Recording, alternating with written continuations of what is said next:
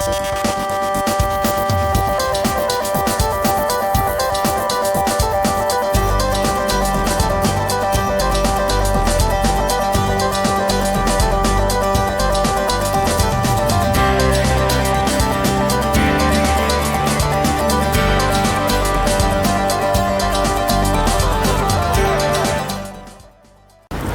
Semaine mondiale d'action pour l'éducation,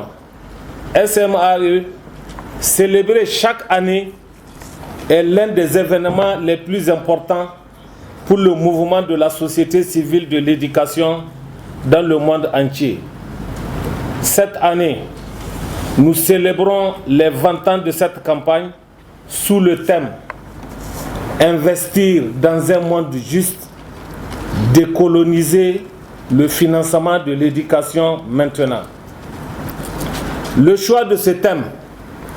est l'occasion de rappeler aux décideurs l'urgente nécessité d'augmenter les financements alloués à l'éducation, en veillant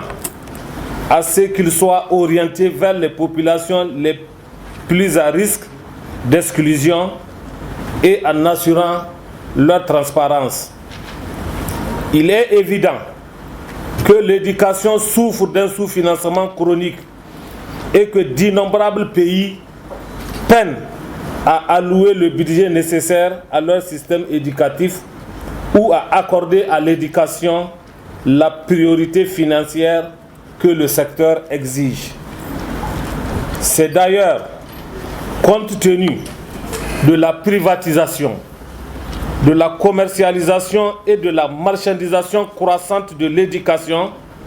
que les systèmes éducatifs deviennent de plus en plus vulnérables, inéquitables, limitant l'accès aux couches les plus défavorisées à l'école. Cet état de fait constitue un frein vers une éducation publique gratuite et de qualité pour tous. Le financement de l'éducation est de plus en plus répercuté sur les familles et les ménages, dont malheureusement le pouvoir d'achat est déjà limité du fait de la pauvreté. Une manière plus régressive de financer l'éducation. La privatisation de l'école à grande échelle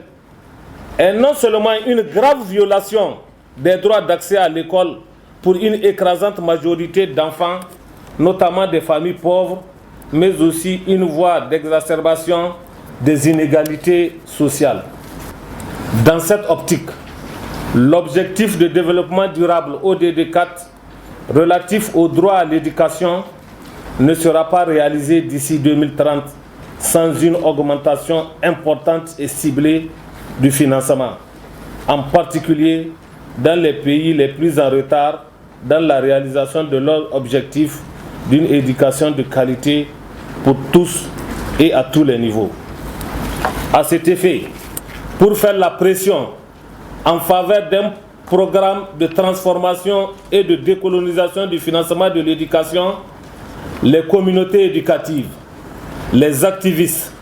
les organisations syndicales d'enseignants et les mouvements sociaux doivent amplifier leur voix et plaider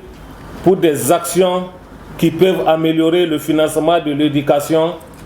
entre autres les actions de fiscalité, les actions sur les institutions financières internationales en vue de supprimer les mesures d'austérité, les actions pour la renégociation ou l'annulation de la dette, ainsi que les paradigmes, c'est-à-dire que les ministères des Finances considèrent l'éducation comme un investissement et non un produit de consommation.